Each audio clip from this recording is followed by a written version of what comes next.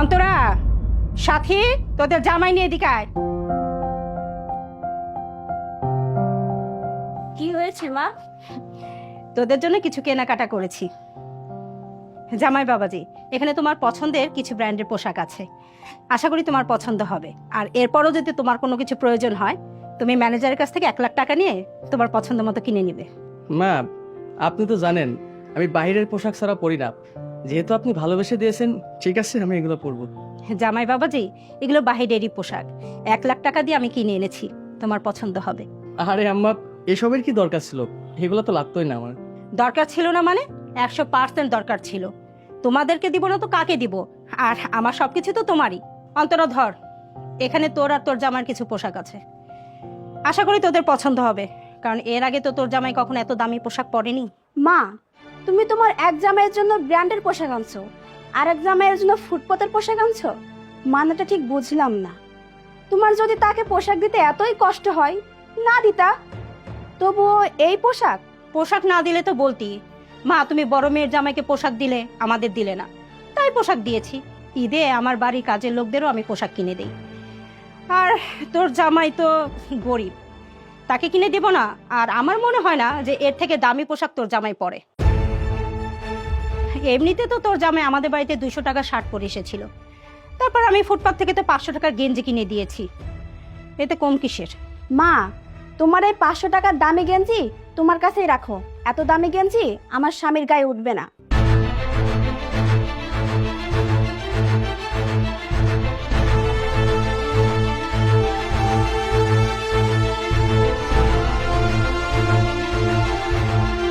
মা, তোমার ছোট মেয়ের দিন দিন ডিমান্ড বেড়েই চলেছে। ও কথায় কথায় ওর ওই গরিব জামাইয়ের সাথে আমার জামাইয়ের তুলনা করছে। নিজে তো বিয়ে করেছে গ্রামের একটা খ্যাতকে, আবার এসেছে আমার কোটিপতি জামাইয়ের সাথে তুলনা দিতে। আরে বুঝো না এ সমস্ত কিছু কেন হচ্ছে? এ সমস্ত কিছু করছে ওই যে গরিবের বাচ্চা আছে না, গরিবের বাচ্চা তলে তলে আমাদের নামে অন্তরার কানে পিঠ ঠেলে দিচ্ছে, যেন অন্তরার ভাগের সমস্ত সম্পত্তি তারা তার নামে করে নিতে পারে। সে যদি আমার সম্পত্তির লোভে অন্তরাকে বিয়ে করে থাকে, তবে সে সবচেয়ে বিরাট ভুল করেছে। আমার সম্পত্তির এক অংশ আমি ওদের দেব না। আমি মারা যাবার আগে তোমার আর সাথী নামে সব সম্পত্তি উইল করে দিয়ে যাব, যেন আমি মরার পর ওরা এক অংশ সম্পত্তিও না পায়।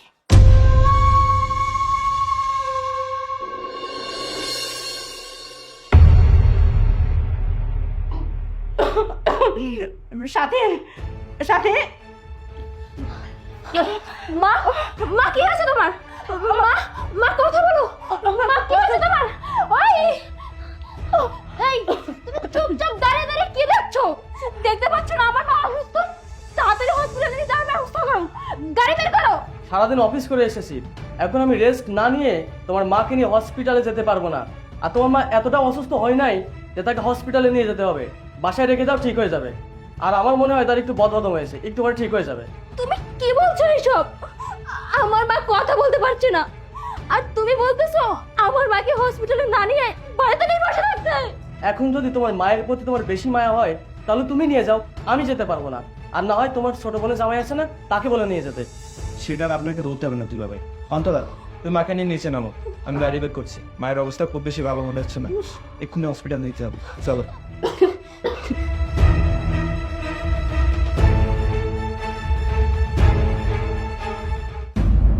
জান, আমার মনে হচ্ছে আমার শাশুড়ি আম্মা আমার সমস্ত প্ল্যান বুঝে গেছে।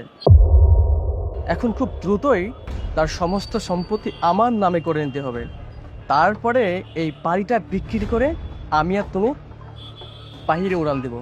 আরে আমার বউয়ের কথা তুমি কেন চিন্তা করছো? আমার বউ হচ্ছে আমার হাতের পুতুল। আমি ওকে যখন যা বলি ও তাই শোনে। ওকে আমি কোনোভাবে ম্যানেজ করে নিব। জাস্ট তুমি ওয়েট করো, আমি তোমার কাছে খুব দ্রুতই আসতেছি। Wait wait. তার মানে তুমি আমার সাথে এতদিন যা করেছো সব নাটক করেছো, শুধুমাত্র আমার মায়ের সম্পত্তি ভোগ করার জন্য আমার সাথে ছলনা করেছো। শোনো, আমি বেঁচে থাকতে তোমার সেই মনের আশা কখনো পূরণ হবে না। আমি এখনই গিয়ে আমার মায়ের কাছে সবকিছু বলে দেবো তোমার ব্যাপারে। যা করো আমার মা করবে। সেই সুযোগটা তুমি পেলে তো জানেমান, তুমি যেহেতু আমার সমস্ত কথা জেনেই গেছো, সো আমি এখন তোমার এমন অবস্থা করব যেন সারা জীবনের জন্য তোমার হাত দিয়ে দেখা নেবে না।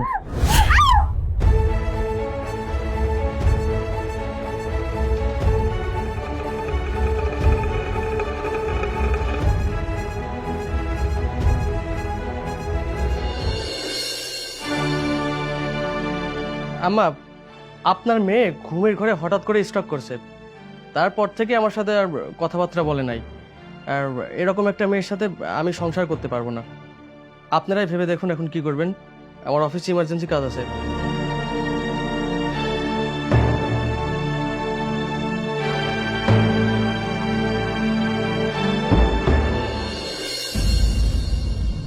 মারে, মন খারাপ করিস না, এ বাড়িতে আমাদের আর থাকা হবে না। আমাদের মনে রাস্তায় গিয়ে থাকতে হবে। চল আমরা চলে যাই। মা, আপনারা কোথায় যাচ্ছেন? আপনাদের নিজের বাড়ি থাকতে আপনারা রাস্তায় কেন থাকবে? এটা আপনাদেরই বাড়ি। অন্তরা, তোর জামাইকে বলে দে আমার এই খারাপ সময় যেন সে আমার সাথে মজা না করে। সে জানে না এই বাড়িটা আর আমাদের নেই।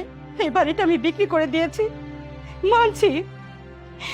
আমি তার সাথে অনেক খারাপ ব্যবহার করেছি, টাকার অহংকারে তাকে আমি মানুষ মনে করিনি।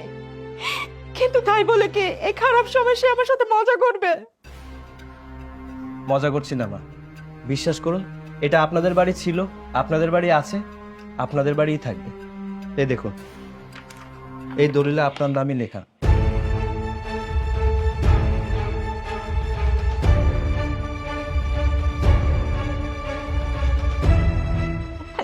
সত্যি তো, এখানে তো আমারই নাম লেখা আছে, কিন্তু এটা কি করে সম্ভব? এটা তো গতকালকে আমি আশরাফ গ্রুপের মালিকের ছেলের কাছে বিক্রি করে দিয়েছি, কিন্তু এখানে আমার নাম কি করে আসলো? আশরাফ গ্রুপের মালিকের একমাত্র ছেলে দীপ্ত চৌধুরী। আমি কোনো গরিব ঘরের সন্তান না, কোটিপতি বাবার একমাত্র সন্তান আমি। আপনি যখন বাড়িটি বিক্রি করতে চেয়েছিলেন, আমি তখন এই বাড়িটি কিনে নিতে চেয়েছিলাম, কিন্তু অন্তরা আমাকে নিষেধ করেছিল। বুঝতে সময় দিয়েছিল যে কে আপন আর কে পর, বিপদের সময় কে পাশে থাকে আর কে পাশ থেকে দূরে সরে চলে যায়। তাই আমি আমার ম্যানেজারকে দিয়ে এই বাড়িটি কিনে নিয়েছিলাম। আপনি সিগনেচারও করেছিলেন, কিন্তু ভুলবশত আপনি আমার নামটা খেয়াল করতে পারেননি। তাহলে কেন তুমি আমাদের কাছে তোমার আসল পরিচয় দাওনি? কেন তুমি দিনের পর দিন গরিব সেজে আমাদের কাছে অপমানিত হয়েছো? কেন একবারও বলনি তুমি আশরাফ চৌধুরীর একমাত্র ছেলে? আসলে মা, অন্তরের কাছে যেদিন আপনাদের কথা প্রথম আমি শুনেছিলাম, সেদিনই ভেবেছিলাম যে গরিব সেজে আপনাদের এখানে এসে আপনাদেরকে পরীক্ষা করব আর আপনাদের মন জয় করব, বুঝাবো যে গরিবরাও মানুষ।